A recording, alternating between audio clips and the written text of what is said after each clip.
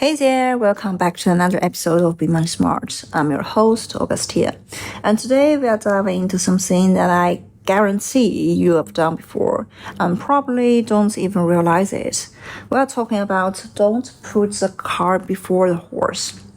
And now what the heck does that mean? Picture this, your boss drops a really challenging project to you, important and it's urgent. And honestly, it's kind of intimidating. So what do? Instead of tackling the beast head on, you start doing some busy but less important work. You know what I'm talking about. Organizing your desk, answering non-urgent email, or updating the spreadsheet that's been sitting there for weeks. You'll tell yourself, hey, at least I've been productive, right? I'm earning my paycheck. Maybe when my boss see how busy I've been, they will go easier on me, and when they realize I haven't touched that big project yet. Sound familiar? Yeah, that's a classic avoidance behavior. You keep pushing that important stuff to the back until the deadline, and you are scrambling to get it done at the last minute. And what does it mean? It's when you pile on a bunch of less important tasks to avoid the work that really matters. And trust me, we've all been there. If you're students, you will probably know this behavior as procrastination. Let's say you've got a major exam coming up. Maybe it is for the year's specific text format. And the smartest things you do is just jump straight into the last year's practice exams. They are the gold. And they are going to show you exactly what we're up against. The question types, the formats, the topics they love to test. But instead, what do most of us do? We convince ourselves we need to review the basic knowledge first and read the textbooks from the page 1 to last. So we spend weeks going through the textbooks, reading the old notes, sitting through the review sessions. And meanwhile, those practice exams, the ones that could actually show our weak spots early on, just sit there untouched until the night before the test.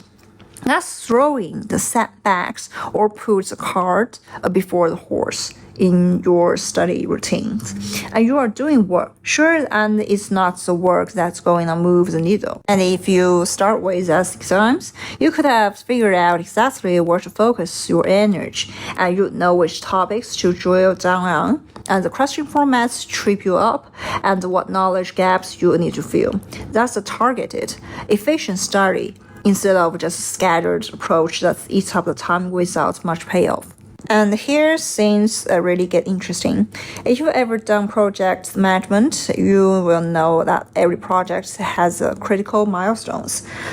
These make or break moments that determine whether you succeed or fail. And here's kicker. It usually follows the 80-20 rule.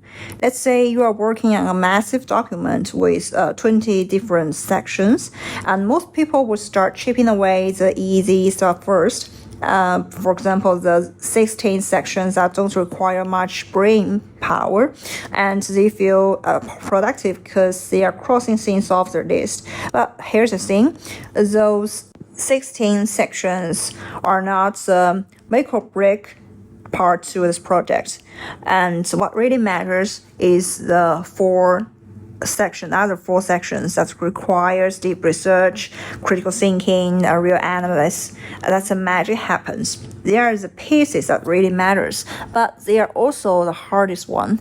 We can't avoid them, and we keep ourselves busy with the fluff instead of diving into the meat or the core parts of this project. You could literally outsource those 16 easy sections or knock them out after you conquer the important stuff.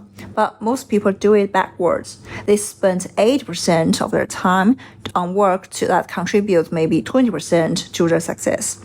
Whether you study for an exam or work on a project or try to master a new skill, the things that actually moves the needle, the stuff that determines whether you pass or fail, get promoted or passed over, are the really just 20% on what's on your plate. And take the podcast, for example. Each episode really boils down to one core idea. And everything else, the examples I give, the stories I tell, the different ways I explain the concept, that's all the supporting material. That actual insight, the things I want to share with you, maybe just 20% of what I'm saying. But it is the most important 20%. This is why successful companies obsess over getting the market first. When they want to enter the new space, they don't mess around with small stuff. They throw everything they've got at capturing the core 20%.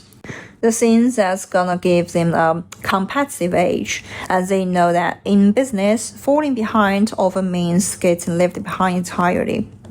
And now here's something that might surprise you. Going straight for that important 20% feels awful. It's uncomfortable. It's intimidating, and every part of you wants to avoid it. And that's totally normal. As humans, we tend to avoid discomfort, and we'd rather do easy, familiar tasks than wrestle with something that's really difficult. But here's the thing. This is going to sound a bit harsh. That difficult and discomfort is actually where growth happens. And when you're feeling confused, overwhelmed, or out of your depths, and that's when you actually developing new capabilities. And if you stick to what feels really easy and comfortable, you are not challenging yourself. You are not iterating, and you're not expanding your skills, and you are definitely not reaching to your potentials. There's an amazing quote from Godfather, and I'm just paraphrasing here. It's something like, a person who can see the essence of something in a second will have a completely different life than someone who takes a lifetime to figure it out. Yeah, now we don't all need to be that quick, but even the difference between taking a minute versus an hour to get to the heart or core of the problem, that adds up. That's what separates the people who excel from the people who just get by. So how do you break this cycle? How do you stop throwing setbacks or put the carts before your horse? Start tackling what really matters.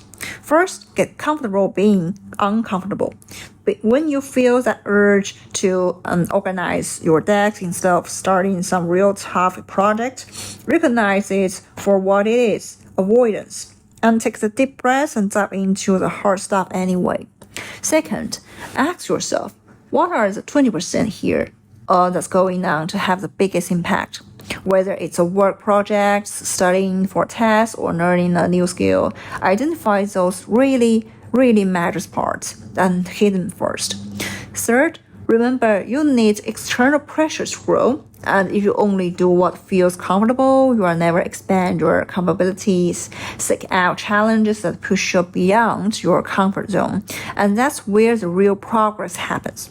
Look, I get it. Nobody likes feeling confused or overwhelmed. But if you keep avoiding the tough stuff and filling your time with busy work, you are going to stay exactly where you are now.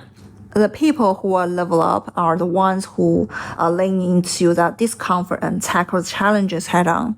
And okay, that's a wrap on today's episode.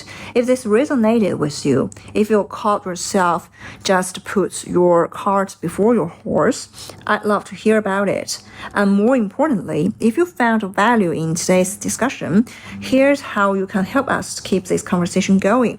Just hit that subscribe button right now.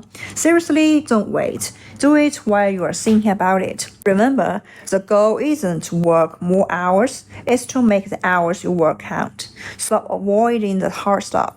Embrace the discomfort and watch how quickly you start seeing the real result. Thanks for tuning in, and I'll catch you on next episode. Until then, keep pushing through that 20% that really matters.